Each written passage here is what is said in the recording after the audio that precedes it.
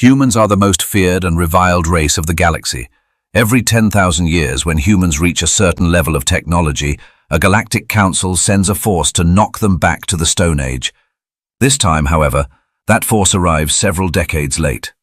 Admiral Zixthara clicked nervously as the purification fleet dropped out of hyperspace at the edge of the Sol system. The familiar blue-white star blazed ahead, but something was wrong. Terribly wrong. "Fleet Commander," his tactical officer's voice crackled with static, "I'm reading impossible energy signatures from the third planet."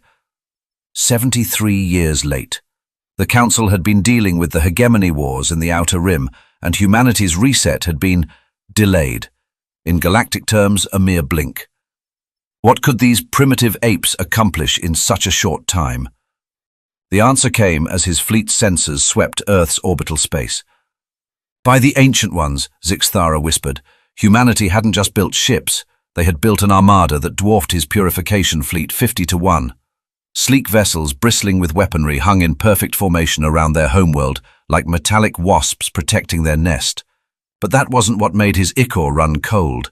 It was the ships emerging from Jupiter's shadow, massive dreadnoughts, each one larger than his flagship, accelerating at impossible velocities. Their hulls bore scars and battle damage. These weren't ceremonial vessels. These were warships that had seen combat. "Admiral," his communications officer stammered, "incoming transmission. It's from Earth." The holographic display flickered to life, revealing a human male in a crisp military uniform.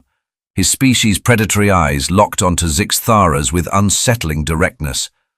"I am Admiral James Walker of the Terran Defense Force," he said, his voice carrying an edge that made Zixthara's exoskeleton shiver. "You're about 70 years behind schedule, Admiral. We've been expecting you." "Impossible," Zixthara said. "How do you know of the reset protocol?" Walker's lips curved into what humans called a smile, a predatory expression. "Oh, we know all about your little galactic daycare program. We've had time to investigate." The tactical display exploded with new contacts. Human ships were emerging from asteroid fields, gas giant atmospheres, even from what appeared to be folded space itself. The purification fleet was surrounded. "You see, Admiral," Walker continued, "when you're late to exterminate a species, you give them time to ask uncomfortable questions. Like why our ancient mythologies all speak of gods from the sky who burned our cities and cast us into darkness. Why certain archaeological sites show evidence of advanced civilizations that vanished overnight. Why our genetic diversity suggests massive population bottlenecks occurring every 10 millennia. Zixthara's worst fears crystallized. "You found the previous sites." "We found everything, the ash layers, the vitrified sand, the orbital bombardment craters your people thought erosion would hide." Walker's expression hardened. "We found the mass graves, Admiral. Billions of our ancestors murdered for the crime of learning to reach for the stars." The human admiral gestured, and the tactical display showed the approaching human fleet in all its terrifying glory.